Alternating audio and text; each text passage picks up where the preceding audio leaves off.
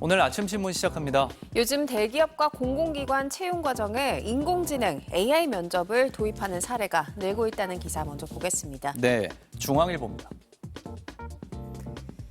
AI를 활용한 채용 면접은 응시자가 프로그램에 접속하면 AI 휴먼 면접관이 인성과 역량, 직무 적성과 관련해 질문하고요. AI가 카메라를 통해 지원자 답변 내용과 태도 등을 녹화한 뒤 이걸 분석해서 점수를 매기는 식으로 진행이 됩니다.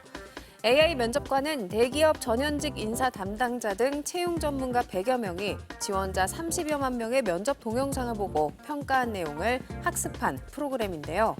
이런 AI 면접을 도입한 곳은 LG그룹과 현대백화점그룹, 한화 등 대기업과 공공기관 등 140여 곳에 달합니다.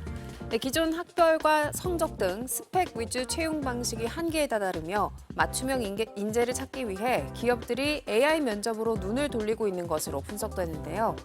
채용 시장 수요에 따라 회사 성향에 더 적합한 맞춤형 인재를 찾을 수 있도록 AI 면접관 프로그램도 점차 고도화하고 있다고 신문은 전했습니다. 다음은 조선일보입니다.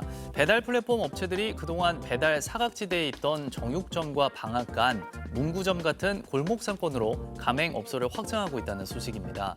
편의점의 경우 지난 6월 GS25를 마지막으로 배달앱 배달의 민족과 요기요의 편의점 4사가 모두 입점했고요. 골목 상권도 배달앱들이 사실상 접수해 배민의 비마트엔 반찬 가게와 정육점부터 반려동물 용품점, 화장품 로드숍까지 속속 입점하고 있습니다. 오프라인 상권 위축에 고민하던 소상공인들은 배달앱 가입으로 점포 홍보와 판로 확장, 신규 고객 확보를 기대하고 있는데요.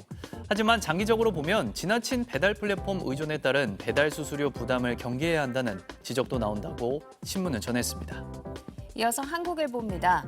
최근 국회에는 음주운전 후 음주 측정을 회피할 목적으로 다시술을 마시는 이른바 술타기 수법 처벌을 강화하는 도로교통법 개정안이 발의됐는데요.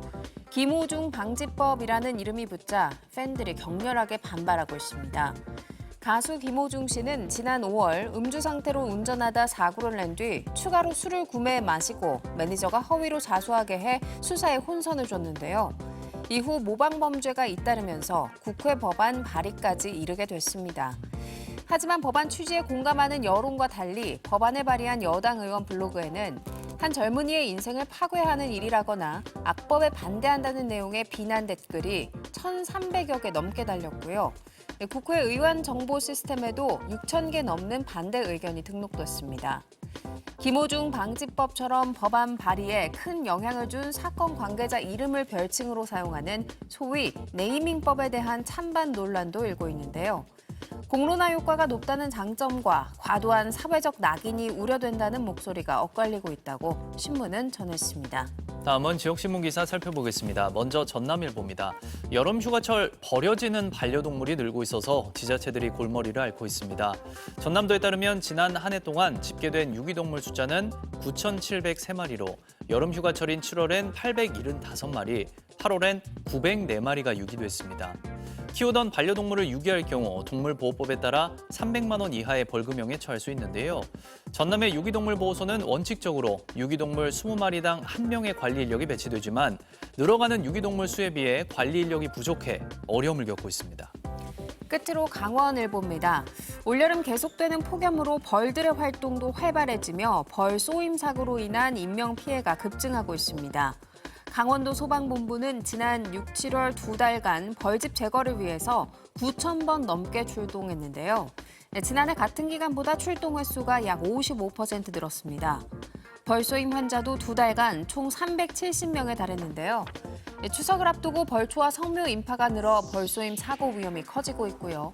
벌쏘임 사고를 예방하기 위해 야외 활동 시에는 소매가 긴 밝은 계열의 옷을 착용하고 벌에 쏘인 후 호흡곤란이나 구토 증상이 오면 즉시 119에 신고해야 한다고 신문은 강조했습니다.